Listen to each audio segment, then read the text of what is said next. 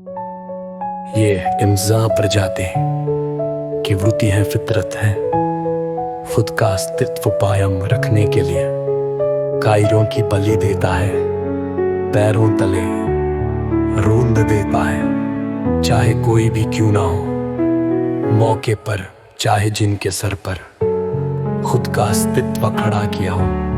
गुरु बाबों के पास ये अधिकार से यूं होते हैं, संपूर्ण जीवन बंधुआ मजदूर बनाकर सेवा करवाते हैं और कार्य करने को असमर्थ हो जाता है, तब शब्द काटने के आरोप लगाकर अपने संगठन से निष्कासित कर देते हैं और शब्द काटने की परंपरा को सभी अनुरी स्वागत करते हैं और इस तथ्य से चर्चित करते हैं।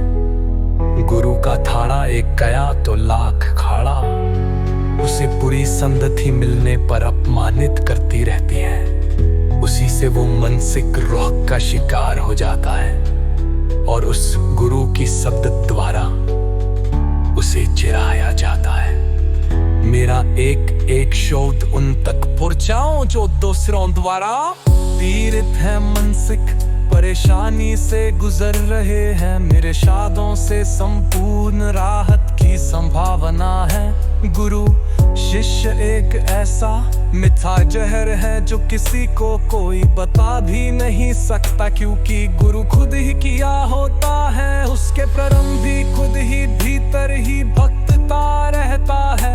मैं उन सरल सहज निर्मल लोगों की पुकार के कारण ही खुद को समझकर दूसरों के हृदय को भी समझने की क्षमता के साथ हूँ। मैं प्रत्येक सरल सहज निर्मल व्यक्ति को इतने करीब से खुद समझता हूँ, इतना वो खुद भी जान समझ नहीं सकता।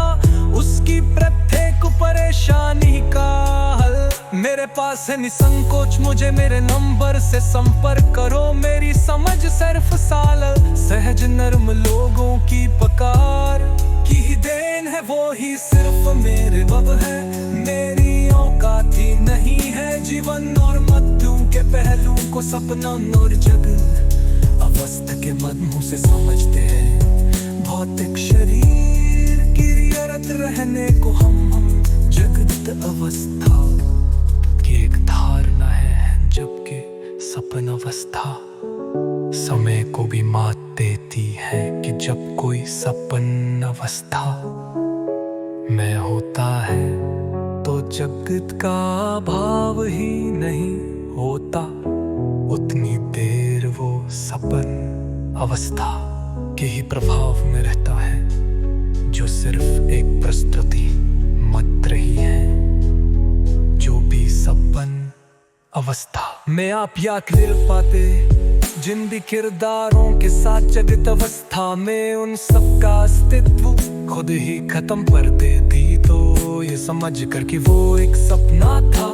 इसी प्रकार मृत्यु से कुछ पल पहले ही सुरती कोश निष्क्रिय हो जाती है। मृत्यु की परम सत्यता के प्रभाव के कारण उसके बाद उसी एक कक्ष में समाहित हो जाता है।